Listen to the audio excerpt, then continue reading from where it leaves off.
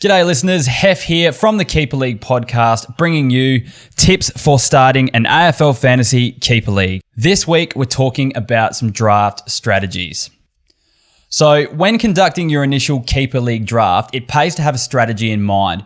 Your chosen strategy dictates the type of players you will target and the appropriate time in the draft to take them. There are three main strategies that you can choose from, which I'll highlight now. The first strategy I'm going to talk about is the immediate success strategy.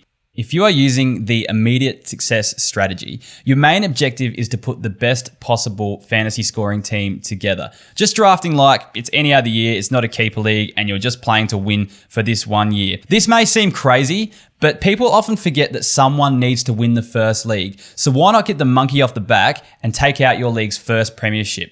My league's been going for 8 years and there's still people that haven't won a flag, including my co-host Case. A lot of these people drafted for the future, but the flag still hasn't come yet. And they've had a huge turnover in their lists anyway, that the people they initially drafted aren't there anymore. So why not think about drafting for now, getting the first flag, and then worrying about the future later? Using this strategy also means some older players will slide later in the draft, and you'll be able to get really good value draft picks with your later picks. With this strategy, look to capitalize on value in this strategy.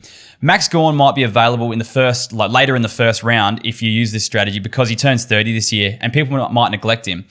Also, take players like Pendlebury, Goldstein, Hooley later than they normally would go in a normal single season draft league. These players will likely slide as coaches will probably avoid them altogether due to their age. This strategy is all about maximizing scoring potential in the first year, and older players like this will help you bring home your league's first flag. Try not to think much further than that though, because it'll probably give you nightmares. Next, I want to talk about the balanced team. So the balanced team approach means putting together a list of players that are in the established stages of their career, but have lots of good fantasy football ahead of them. In this strategy, you'll generally look to pick up players between the ages of 24 and 27 who are currently showing good fantasy form. This means early on in drafts, you'll be going for players like Clayton Oliver, Zach Merritt, Tim Taranto, and avoiding players like probably Max Gawn, Taylor Adams, and Steele Sidebottom. The balanced team approach is the most popular strategy, and it can set you up to be competitive for years to come. But keep in mind that there'll be people drafting for immediate success that'll probably have the edge over you in the first 1 or 2 seasons. Again, this will be the most popular strategy, so you probably won't be able to get all the players you're targeting in your team. But once you've built a core of at least 2 decent backs, forwards, 2 decent mids, and a good ruckman, start filling out your team with some older players to be competitive in the first few seasons, but then later on the draft, pick up some young guns for some long-term success. The last strategy I'm going to talk about is the young gun strategy. This strategy is used by some, but it's often fraught with danger, and I'll explain why. Whilst the young players at the top of the tree are pretty clear-cut, your Matt Rowes, your Sam Walshes, for example, you'll be relying on a crystal ball to tell you who the fantasy guns of the future will be.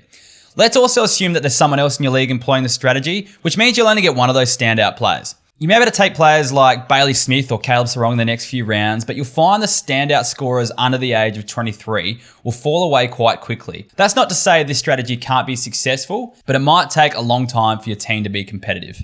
Just a quick tip, if Rowell or Walsh go before you in the first round, consider pivoting and going with one of the other strategies I mentioned before.